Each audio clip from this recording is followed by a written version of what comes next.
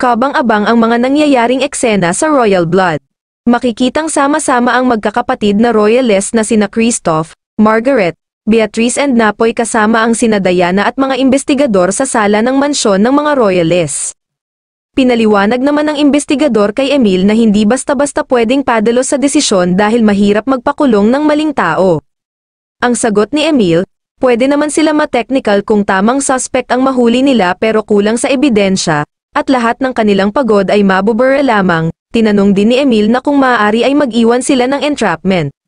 Sagot naman ng investigador na baka tama si Napoy, na ang killer ay masyado nang magaling. Aligaga naman ang mga katulong sa mansyon ng mga royalists dahil sa pakalat-kalat at madaming umaaligid na pulis sa mansyon. Sagot ng kasamahan niya na alam na daw ng mga investigador kung sino ang killer sa pagpatay kay Gustavo. Makikita si Diana na may kinuhang dulos sa isang basket.